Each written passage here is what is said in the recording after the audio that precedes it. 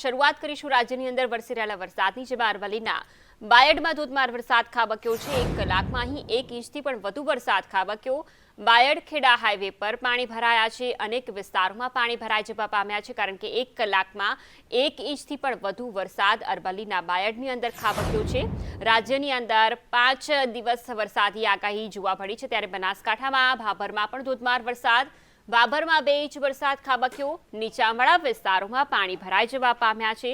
અનેક વિસ્તારો વરસાદી માહોલથી તરબોળ થયા છે। વલસાડ જિલ્લામાં પણ ફરી વરસાદી માહોલ જામ્યો છે। વાપી, ઉમરગામ, પારડીમાં વરસાદ વરસ્યો છે। વલસાડ કપરાડામાં 1.5 ઇંચ વરસાદ વરસ્યો, તો ધરમપુરમાં 1 ઇંચ વરસાદ વરસ્યો છે। વલસાડમાં વરસાદથી રસ્તા પર પાણી ભરાયા। વલસાડના ચીપવાડ હનુમાન મંદિર નજીક પણ પાણી ભરાયા। સુરતના ઉમરપાડામાં નદીમાં પાણીની આવક જોવા મળી। ઉમરપાડામાં મહુવન નદીમાં પાણીની આવક થઈ। નદી ઉપરનું ચેકડેમ ઓવરફ્લો થયો। ચેકડેમ ઓવરફ્લો થતાં આહલાદક દ્રશ્યો સર્જાયા।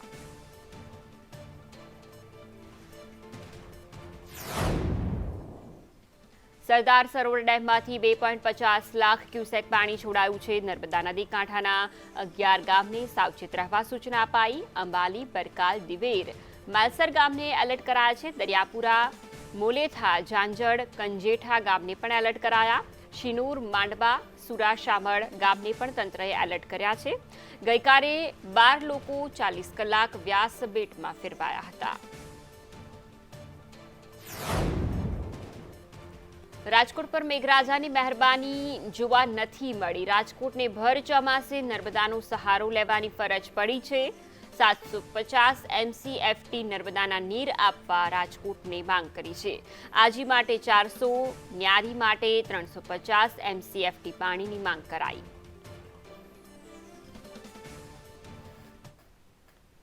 તો આજે રાજ્યમાં ભારે વરસાદની આગાહી વ્યક્ત કરવામાં આવી છે। આગામી 5 દિવસ પણ વરસાદી માહોલ રાજ્યની અંદર જોવા મળશે, જેમાં બનાસકાંઠા, સાબરકાંઠામાં ભારે વરસાદની આગાહી વ્યક્ત કરવામાં આવી છે। અરવલ્લી, મહીસાગરમાં પણ ભારે વરસાદની આગાહી વ્યક્ત કરાઈ છે। આણંદ, વડોદરામાં ભારે વરસાદની આગાહી વ્યક્ત કરવામાં આવી છે। મહત્વનું છે કે રાજસ્થાન તરફથી આવતા વરસાદી ટ્રફને જોતા રાજ્યની અંદર પણ ભારે વરસાદ વરસી શકે છે। મધ્ય ગુજરાતમાં અમદાવાદ, ગાંધીનગરમાં મધ્યમ વરસાદની આગાહી વ્યક્ત કરવામાં આવી છે। રાજ્યમાં સામાન્ય કરતાં 29% વધુ વરસાદ અત્યાર સુધી નોંધાયો છે।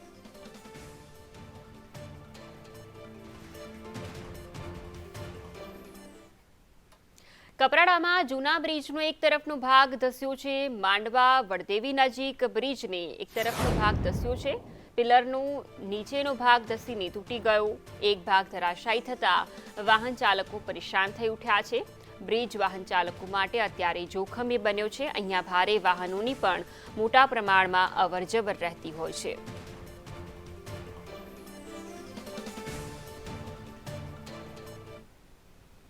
સામાન્ય રીતે શિક્ષકો શાળામાં વિદ્યાર્થીઓની હાજરી લેતા હોય છે અને સતત ગેરહાજર રહેતા વિદ્યાર્થીઓની ગંભીર નોંધ લેવાય છે। જો કે ગુજરાતમાં તેનાથી ઉલટો ઘાટ સર્જાયો છે। સરકારી શાળાઓમાં એક બાદ એક એવા શિક્ષકોના નામનો ધડાકો થઈ રહ્યો છે, જેઓ વસવાટ તો વિદેશમાં કરે છે, પણ તેમનું નામ જે તે શાળાના શિક્ષક તરીકે ચોપડે બોલે છે।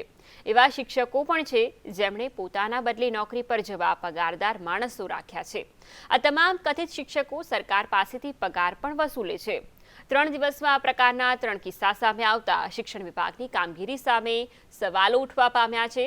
આવા કેટલા શિક્ષકો છે તેની તપાસ જરૂરી બની છે।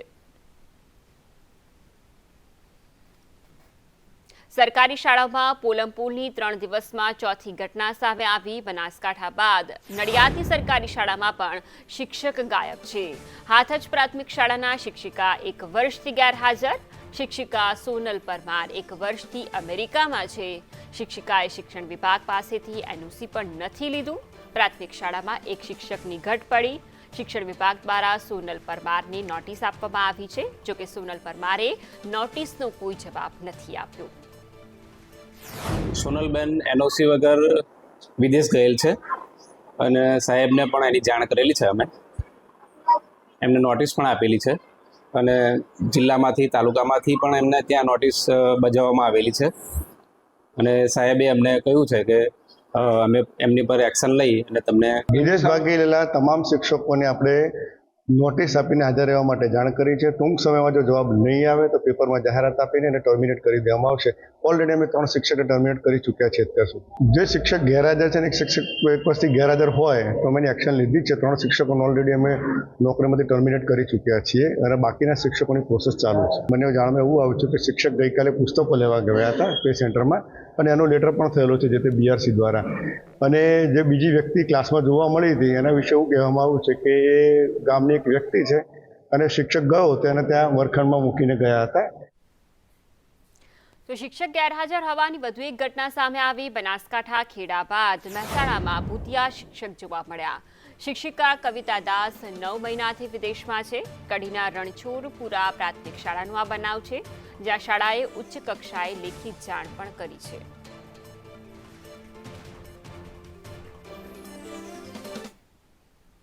મહેસાણામાં ભૂતિયા શિક્ષકોને લઈને મોટા સમાચાર. 10 શિક્ષકો સતત ગેરહાજર રહેતા હોવાની માહિતી સામે આવી. કડી, જોટાણા, વિજાપુરમાં શિક્ષકો સતત ગેરહાજર રહી રહ્યા છે. મહેસાણા વડનગર તાલુકામાં શિક્ષકોની સતત ગેરહાજરી. કેટલાક શિક્ષકો શારીરિક અશક્ત તો કેટલાક વિદેશમાં. કેટલાક શિક્ષકોને નોટિસ આપી તેમ છતાં પણ ગેરહાજર જોવા મળ્યા. કોઈક 2017થી તો કોઈક કેટલાક મહિનાથી ગેરહાજર. એક શિક્ષક હાજર ન હોવાથી એક વર્ગમાં ભણવામાં બહુ પાછું પડી જાય અને સ્કૂલમાંથી પંચાયતમાંથી રજૂઆત કરેલ છે તો 12 મહિનાથી એમની જગ્યાએ કોઈ શિક્ષક આવ્યું નથી. એમનું રાજીનામું પણ લીધું નથી, સસ્પેન્ડ પણ કર્યા નથી. 12 મહિના સુધી એક વર્ગમાં એક શિક્ષક 2 વર્ગમાં ભણાવે તો બાળકના ભવિષ્યનું થોડું તકલીફ પડે. શિક્ષણ વિભાગમાં લાલિયાવાડી મુદ્દે શિક્ષણ મંત્રીનું નિવેદન સામે આવ્યું છે. બનાસકાંઠાની પ્રાથમિક શાળાના શિક્ષક વિદેશમાં, ત્યારે આ મુદ્દે નિવેદન આપ્યું છે. શિક્ષક વિદેશમાં છતાં પગાર થાય એ બેદરકારી છે તેવું કુબેર ડિંડોરે જણાવ્યું. શિક્ષકની હાજરી પૂરનાર આચાર્ય સામે કાર્યવાહી કરીશું. સમગ્ર રાજ્યમાં તપાસ કરાવીશું. આવનારા સમયમાં એક શિક્ષકની વાત અમારા ધ્યાન પર આવી છે અને અમે હું ઝુંબેશના રૂપમાં અમારી જે 32,000 ઉપરની જે અમારી શાળાઓ છે ત્યાંથી અમે રિપોર્ટ મંગાવીશું ને એ ગેરહાજર રહીને વિદેશમાં ગયો છે અને નોકરી ચાલુ છે એ તો ગંભીર બાબત છે જ, પણ સાથે સાથે જો એની હાજરી પૂરનાર જે છે એ વધુ દોષિત છે. એટલે પહેલાં તો સજા પનિશમેન્ટ કરીશું, પણ જે એને સપોર્ટ કરનાર જે છે, જે શિક્ષક ત્યાંનો જે આચાર્ય હોય કે જે કંઈ હોય એની વધુ જવાબદારી બને છે. એ અમારા બાબત ધ્યાન પર આવી. કાલે જ મેં રિપોર્ટ મંગાવ્યો છે અને આવનારા સમયમાં પૂરા ગુજરાતમાં ઝુંબેશના રૂપમાં લઈને આવા જો શિક્ષક મિત્રો હશે જેની નોકરી ચાલુ છે અને વિદેશ પ્રવાસમાં છે, બહાર હશે, ગેરહાજર હશે અથવા અનિયમિત હશે તો એને કાયદેસરની કાર્યવાહી કરીને એમને ઘર ભેગા કરવામાં આવશે. આગળ વાત કરીએ. આમ આદમી પાર્ટીના ધારાસભ્ય ચેતર વસાવાએ ફરી એકવાર ભિલિસ્તાનનો મુદ્દો છેડ્યો છે. તેમણે કહ્યું કે સરકાર આદિવાસીઓ પર અત્યાચાર કરે છે. આદિવાસીઓને નર્મદાનું પાણી નથી મળતું એટલે અમને અલગ ભીલ પ્રદેશ જોઈએ છે, જેની રાજધાની કેવડિયા હશે. આ મુદ્દે ભરૂચના સાંસદ મનસુખ વસાવાએ પણ પ્રતિક્રિયા આપતા કહ્યું કે આ ચેતર વસાવાનો રાજકીય મુદ્દો છે. આજના આ મંચ પરથી જે રીતે નાગા લોકોનું નાગાલેન્ડ બન્યું, મરાઠાઓનું મહારાષ્ટ્ર બન્યું, ગુજરાતીઓનું ગુજરાત બન્યું, તેલુગુ લોકોનું તેલંગાણા બન્યું, તમિલ લોકોનું તમિલનાડુ બન્યું, એવી જ રીતે અમને ભીલોને અલગ ભીલ પ્રદેશનું 29 રાખ્યું. આ તમારો રાજકીય મુદ્દો છે. રાજકીય રીતના એ અત્યાર સુધી ફાવ્યા નથી. ગુજરાત સરકાર બનાવવાની વાત કરતા હતા, લોકસભા બધી જીતવાની વાતો કરતા હતા, એમાં સફળતા ના મળી. એટલે આ એક રાજકીય બોલ ફેંકો છે એમને, અને આદિવાસી સમાજને પોતાના તરફ ખેંચવા માટેના આ એમના પ્રયાસ છે. નર્મદામાં 2 યુવકોની હત્યા મુદ્દે રાજકારણ જોવા મળ્યું. સાંસદ અને ધારાસભ્ય ભોગ બનનાર પરિવારજનને મળ્યા. સરકાર દ્વારા ભોગ બનનાર પરિવારને આર્થિક સહાય, જેમાં મનસુખ વસાવા, દર્શના દેશમુખે મુલાકાત કરી. આ ઘટનાને લઈ રાજકારણ ન થાય તેવું પણ મનસુખ વસાવાએ જણાવ્યું. આપ અને કોંગ્રેસની 13 તારીખે વિરોધની જાહેરાત. જે ગુનેગારો જે છે, ગુનેગારોને જરા પણ છોડવામાં નહીં આવે અને કાયદાને ધ્યાનમાં રાખીને ભવિષ્યમાં પણ કોઈ છટકબારી ના મળે એના માટે બધા જ પાસાનો અભ્યાસ કરીને એમના પર ફરિયાદ થાય એ એંગલથી વાત કરી છે. અને પોલીસ ખાતાએ એની રીતના કાયદાને ધ્યાનમાં રાખીને જે એમની સામે FIR કરી છે. 6 જણાની જે હત્યારાની ધરપકડ થઈ છે. માનનીય મંત્રી શ્રી કુબેરભાઈ સાહેબે જે કીધું તે પ્રકારે આમાં સરકારની રીતના બિલકુલ આ પરિવારની સાથે છે. કપડવંજના ફતિયાવાદ નહેરમાં યુવકે ઝંપલાવ્યું. બ્રિજ ઉપર બાઇક મૂકી નહેરમાં ઝંપલાવ્યું. યુવકે અગમ્ય કારણોસર નહેરની અંદર ઝંપલાવ્યું. તરવૈયાઓની મદદથી યુવકની શોધખોળ હાથ ધરવામાં આવી. આ તરફ આંતરસુબા પોલીસ પણ ઘટના સ્થળ પર પહોંચી.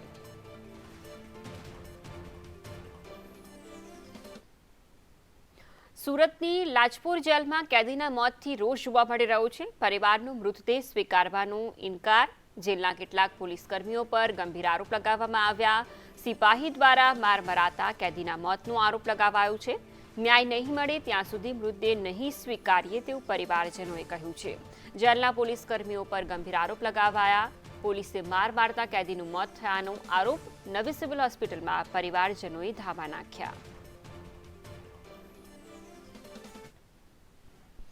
બાવડા નકલી હોસ્પિટલ કેસમાં 7 લોકોની ધરપકડ કરવામાં આવી. બાવડામાં લેબોરેટરી પણ નકલી હોવાનો ખુલાસો થયો છે. સીસીટીવી રેકોર્ડિંગ ગુમ કરનારની ધરપકડ કરવામાં આવી. બોગસ પેથોલોજી લેબ ચલાવનારની પણ ધરપકડ. કેરાળા જીઆઈડીસી પોલીસે આરોપીઓને ઝડપી પાડ્યા છે. સીસીટીવી ચેક કરતા અને બાતમીદારોથી માહિતી મેળવતા જાણવા મળેલું છે કે આ કેટલાક લોકો હતા અને એમને અંગત બાતમીદારોથી પકડી લેવામાં આવ્યા છે અને આઈડેન્ટિફાય પણ કરી લેવામાં આવ્યા છે. એટલે આ પહેલી વખત એ લોકો જ્યારે રાત્રે ઘૂસ્યા એ વખતે વિશાલ, દિનેશ અને હર્ષદ કરીને એક આરોપી છે જેનું નામ ખુલ્યું છે. એ લોકો અંદર ગયા હતા અને એ લેબના જે રિપોર્ટ્સ છે જેના આધારે એ લોકોની ઉપર વધારે સકંજો કસાઈ જાય પણ એ લેબ રિપોર્ટ્સ ના મળે, લેબને લગતા કાગળો ના મળે એટલે એ વખતે એ લોકોએ ચોરી લીધેલા હતા. અને ત્યારબાદ બીજી વખત પણ એ લોકો કાચ તોડીને અંદર ગયા હતા અને તે દરમિયાન સ્મિત અને રાજીવ અંદર ગયા હતા અને આ દરમિયાન જયેશ, તરુણ અને કિશન બહાર ઊભા રેકી કરતા હતા કે કોઈ એમને જોઈ ના લે. આમ 2 વખત એ લોકોએ જે સીલ કરેલી સંસ્થા હતી એને પાછળથી તોડી અને એની અંદરનું એનવીઆર લેવાનો ટ્રાય કરેલો. ઝઘડિયામાં પરિણીત મહિલાના આપઘાતની ઘટના સામે આવી છે. ભીમપુર સાકરીમાં મહિલાએ આપઘાત કર્યો હતો. ઝેરી દવા ગટગટાવીને આપઘાત કરવામાં આવ્યો. ભરૂચના સાંસદ મનસુખ વસાવાએ પોસ્ટ કરી મહિલાનો મૃતદેહ પરિવારજનોને સોંપવા વિનંતી કરવામાં આવી છે. 2 દિવસથી મોત છતાં પણ મૃતદેહ સોંપવામાં નથી આવ્યો. પોલીસે ફરિયાદ ન નોંધતા મૃતદેહ અત્યારે રજળી રહ્યો છે. પરિવારજનોએ ઝઘડિયા પોલીસ સામે રોષ પણ વ્યક્ત કર્યો. પીપળાપાણ ગામની છોકરીને આ લોકોએ અપહરણ કરેલું હતું. કોઈ સામેનો નેટવર્કથી કંઈ નામ છે અને સરકારી જીએમડીસીની ગાડીમાં અપહરણ કરી જાય છે અને ઘરે જઈને ઝઘડો પણ કર્યો છે છોકરી જોડે, મારામારી પણ કરેલી છે અને અપહરણ કરીને એ તારીખ 8 સુધી હાથે લઈને ફર્યો છે. અને જ્યારે છોકરીએ કંઈ અનબનાવ બન્યો હોય તો દવા પીવડાવી હોય, મારી હોય, ગમે તે નટવર નરસી ફરી ગાડી લઈને આવ્યો, સરકારી ગાડી, તો એ જબરજસ્તી બેહાડીને લઈ ગઈ. પછી અમે ફરિયાદ કરી પોલીસ સ્ટેશનમાં 4 તારીખે કાગળ પર લીધેલી ને તેની આ તપાસ કરી તો પછી જમાદારે એમને કાલે કીધું કે તમારી છોકરી સિવિલમાં મરણ પામેલ છે. સોમનાથમાં દારૂ, નશીલા પદાર્થને લઈને કાર્યવાહી કરવામાં આવી. જિલ્લા પોલીસ વડાના આદેશ બાદ સવારથી જ દરોડા પાડવામાં આવ્યા. વહેલી સવારથી જ કોડીનારમાં પોલીસના દરોડા, દારૂના અડ્ડા ચાલી રહ્યા હોવાનું સામે આવ્યું. પોલીસ કોમ્બિંગથી અસામાજિક તત્વોમાં હવે ફફડાટ ફેલાયો.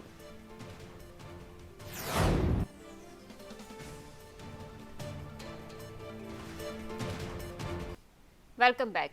રાજ્યમાં હર ઘર તિરંગા અભિયાનની ઉજવણી કરવામાં આવી રહી છે. રાજકોટના બહુમાળી ભવનમાં તિરંગા યાત્રા કાર્યક્રમ સીએમ અને જેપી નડ્ડાના હસ્તે તિરંગા યાત્રાનો પ્રારંભ કરાવવામાં આવ્યો. વિદ્યાર્થીઓ, વેપારી, નાગરિકો આ યાત્રામાં જોડાયા. બહુમાળી ભવનથી જુબેલી સુધી યાત્રાનું આયોજન. જુબેલીમાં મહાત્મા ગાંધીની પ્રતિમા સુધી યાત્રા યોજાઈ. કેન્દ્રીય મંત્રી, પ્રદેશ ભાજપ પ્રમુખ કાર્યક્રમમાં ઉપસ્થિત. ગૃહ રાજ્યમંત્રી હર્ષ સંઘવી પણ કાર્યક્રમમાં ઉપસ્થિત રહ્યા.